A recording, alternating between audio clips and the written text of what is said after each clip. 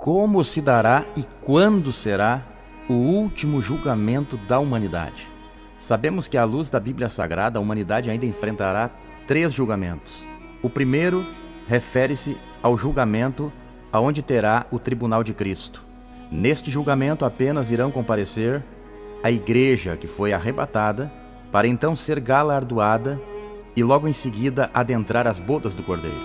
O segundo julgamento é chamado Tribunal das Nações. É um julgamento que se dará após a grande tribulação, no retorno de Cristo à terra com a sua igreja, para libertar Israel de seus opressores e para a implantação do reino milenial. E o terceiro e último julgamento que a humanidade passará, nós encontramos em Apocalipse capítulo 20, versículo 9 até o versículo 15. Observe os detalhes destes versículos.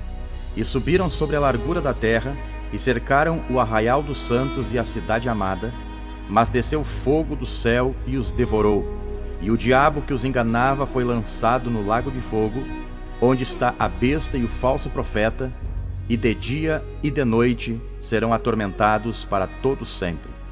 Este capítulo é a consolidação no que diz respeito a toda e qualquer revolta do ser humano ou de hostes espirituais do mal. O Cordeiro de Deus tirará definitivamente o pecado do mundo, e só existirá no universo a semente do bem. Satanás, agora lançado no lago de fogo e enxofre para sempre, de lá jamais escapará e nunca mais se oporá aos planos divinos. Neste mesmo lugar já se encontram o anticristo e o falso profeta há 1000 anos. Ali ele não reinará, mas será atormentado eternamente. Até que enfim chegou o final da carreira daquele que por séculos e milênios enganava a humanidade e incitava os homens contra Deus. Observe agora o versículo 11 do capítulo 20 de Apocalipse. E vi um grande trono branco, e o que estava sentado sobre ele, de cuja presença fugiu a terra e o céu, e não se achou lugar para eles. Com Satanás fora do cenário, é chegada a hora do julgamento final. O grande trono branco indica pureza, santidade e glória. O que se assenta sobre o trono é o Rei dos Reis e Senhor dos Senhores. Todo juízo foi entregue ao Filho, conforme registra em João 5:22. O universo físico não irá subsistir diante do fogo divino. Por esta razão serão destruídos da terra os planetas, o Sol, a Lua e todas as galáxias e estrelas. O universo reage diante da espantosa presença do Todo-Poderoso. As suas leis são alteradas pela presença de Deus. Mas João não entende tal movimento cósmico e então compara-o a uma fuga constante, dizendo que não foi achado lugar para eles. Sim, não haverá mais lugar para a antiga criação. É verdade que sempre haverá uma terra, mas não necessariamente a mesma.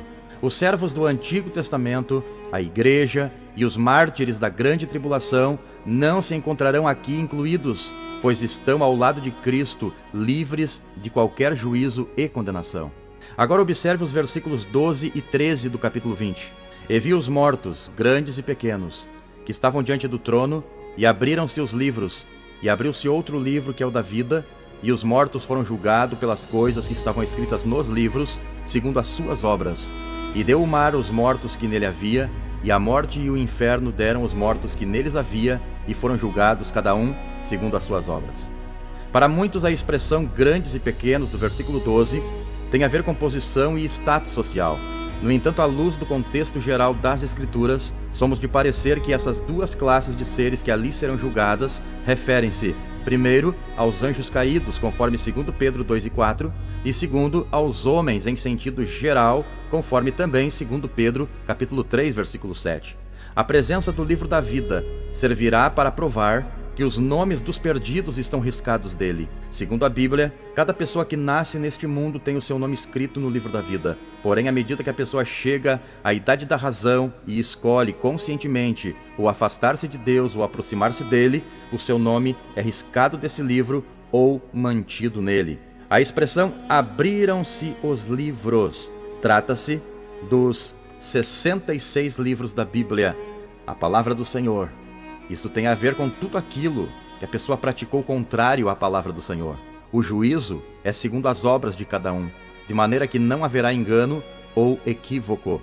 É evidente que o grande trono branco não é o mesmo do julgamento das nações, o qual já terá ocorrido 1000 anos antes. Diante do trono, acharam-se todos os mortos, os perdidos de todas as épocas da história, inclusive os que morreram perdidos no milênio. Os ímpios receberão algum tipo de corpo na segunda ressurreição para julgamento, vergonha e desprezo eternos, conforme Daniel 12, versículo 2. Os livros são abertos e os mortos julgados de acordo com o registro das suas obras. Até os seus pecados mais secretos virão à tona. Sua sentença, sem dúvida alguma, é o lago de fogo. Milhões e milhões estarão ali a dizer eternamente: ah, as verdades que eu menos gostava de ouvir eram aquelas que mais precisava conhecer. A perdição eterna não é uma ficção literária, uma lenda ou uma filosofia, mas sim uma realidade. A sua descrição nas Escrituras é no sentido literal e não simbólico ou figurativo. Infelizmente, milhares de pessoas só vão reconhecer isso quando for tarde demais. Conta-se que Voltaire, já em seu leito de morte, exclamava: daria tudo para crer que não existe o inferno. Que momento terrível será para milhões de pessoas quando os livros forem abertos. Como a morte e o inferno deram os mortos que tinham, torna-se claro que todos os ímpios mortos, em todas as épocas, serão trazidos perante o trono branco para julgamento. O julgamento será individual, pelas ordens de acordo com o princípio do Evangelho, e levando-se em consideração os seus motivos. Haverá diferença na sentença e na punição, mas não na duração da pena. O fogo que arderá no lago é por natureza inextinguível. E agora, para finalizar, observem os versículos 14 e 15. E a morte e o inferno foram lançados no lago de fogo, esta é a segunda morte. E aquele que não foi achado escrito no livro da vida foi lançado no lago de fogo. O livro da vida contém os nomes daqueles que colocaram sua fé em Cristo para a salvação. Não é de se admirar ter Jesus mandado seus discípulos se alegrarem, porque os seus nomes estavam escritos no livro da vida. Todos os nomes que estiverem escritos no livro serão escritos ali antes desse dia. Nada consta de nomes sendo escritos no livro da vida naquele dia. A Bíblia é muito cuidadosa em informar-nos que o destino final dos perdidos é horrível, indo além da imaginação. Envolverá angústia, choro e ranger de dentes. É uma fornalha de fogo que traz como resultado prejuízo e horror eternos. É nesse sentido que a Bíblia diz que horrenda coisa é cair nas mãos do Deus vivo. Esta é a maior razão por que devemos levar as boas novas do Evangelho de Cristo até o fim do mundo. Os crentes no Novo Testamento tinham nítida consciência do destino de quem vive no pecado sem se arrepender. Por essa razão, eles pregavam com lágrimas e defendiam a palavra infalível de Deus e o Evangelho da salvação contra as distorções e as falsas doutrinas. Ao dizer que a morte e o inferno também são lançadas no lago de fogo, fica bem claro que terminou o tempo em que os seres humanos morrem.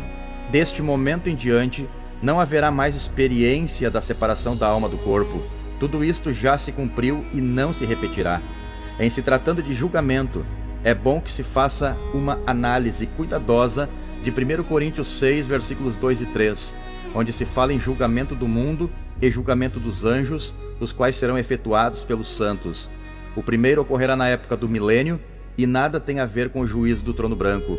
O último ocorrerá simultaneamente a condenação de Satanás ao lago de fogo, um pouco antes do juízo final. E uma pergunta que não nos faz calar: e aqueles que nunca ouviram falar do Evangelho? As Escrituras ensinam que pela graça comum, Deus se revela a todos e concede a cada um a capacidade de buscá-lo. Existe uma tríplice revelação de Deus. A primeira, a revelação interna da razão e da consciência em cada indivíduo. A segunda, a revelação externa na criação, a qual proclama o poder, a sabedoria e a bondade de Deus. E terceiro, a revelação especial através das Santas Escrituras, como também na pessoa e na obra de Cristo, que confirma e completa as outras duas revelações, exibindo a justiça, a santidade e o amor de Deus. Quem vos transmitiu esta mensagem é o evangelista Danilo Zang, e eu quero convidar a você que ainda não é inscrito em nosso canal. Não perca tempo, inscreva-se no canal, ative o sininho das notificações, compartilhe este vídeo com mais pessoas, Deixe o seu like, deixe o seu comentário. Isto é muito importante para o engajamento de nosso canal, para que estas mensagens possam ir mais longe. E a nossa oração a Deus sempre é e sempre será: Deus abençoe a tua vida e te guarde, desde agora e para sempre.